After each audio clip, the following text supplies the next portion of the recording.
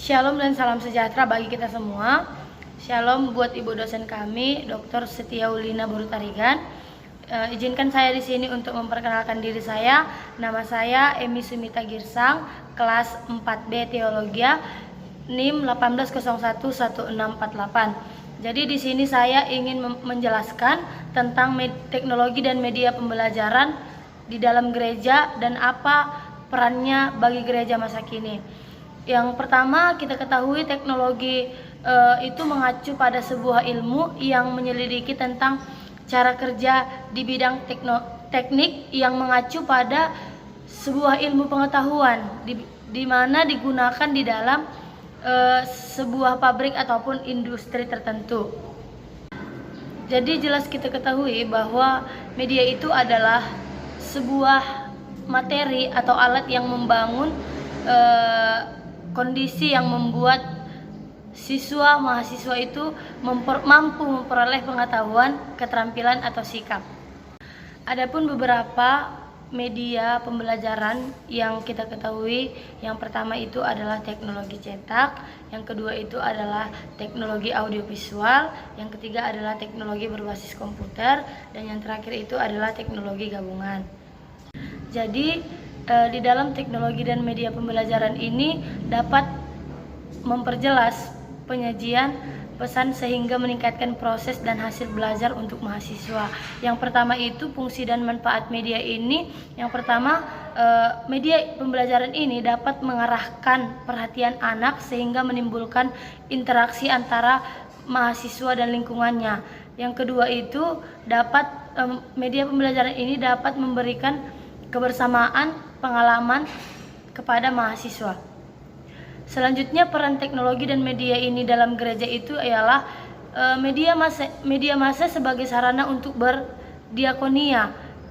Jadi yang menjadi peran teknologi dan media dalam gereja itu, di mana kita ketahui itu dapat menjadi sebagai sarana untuk berkoinonia. Koinonia itu artinya bersekutu, yang dimana media massa ini sebagai sarana untuk membangun antusias jemaat untuk beribadah, untuk bersekutu melalui yang pertama melalui handphone, laptop, dan dapat juga membangun gereja untuk berhubungan komunikasi persaudaraan di dalam kasih antara warga jemaat gereja itu.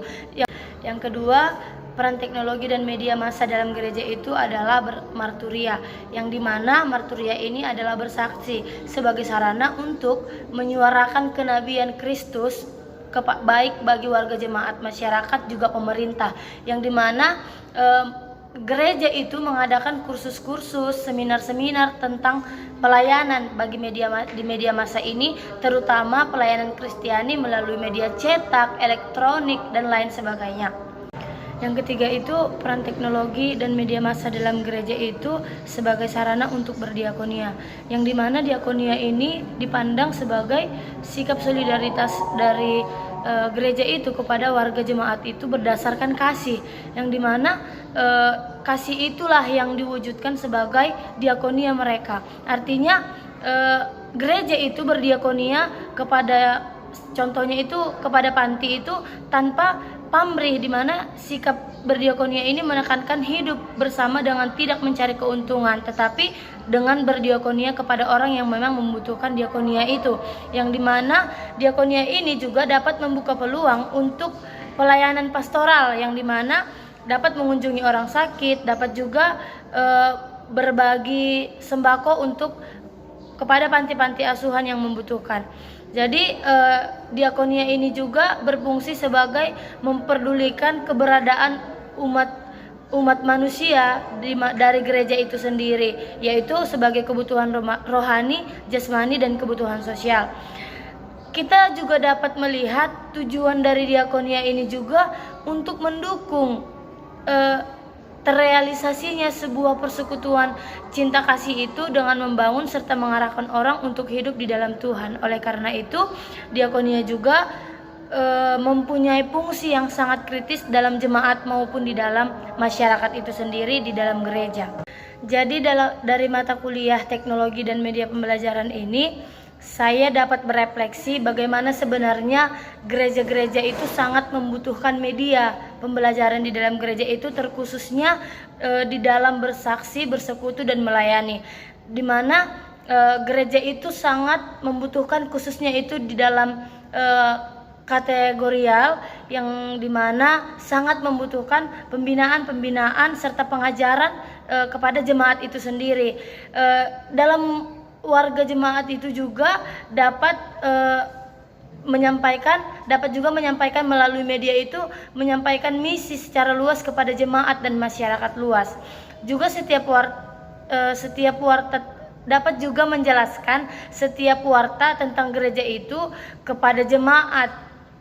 Dapat juga melalui media teknologi itu, ataupun dapat melalui media elektronik itu di dalam selembaran kertas ataupun melalui teknologi media yang lainnya.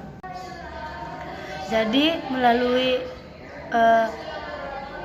mata kuliah teknologi dan media pembelajaran ini, saya sebagai calon pelayan Tuhan lebih mengetahui, lebih berefleksi apa sebenarnya yang harus saya lakukan, apa sebenarnya yang harus saya terapkan kepada gereja itu sendiri. Saya juga semakin memahami bagaimana cara menerapkan teknologi dan media pembelajaran ini dalam berdiakonia, dalam bersaksi, dan dalam bersekutu di dalam gereja itu sendiri.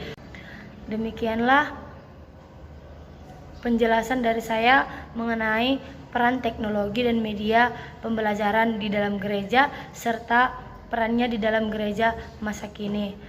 Sekian dari saya ucapkan terima kasih. Shalom.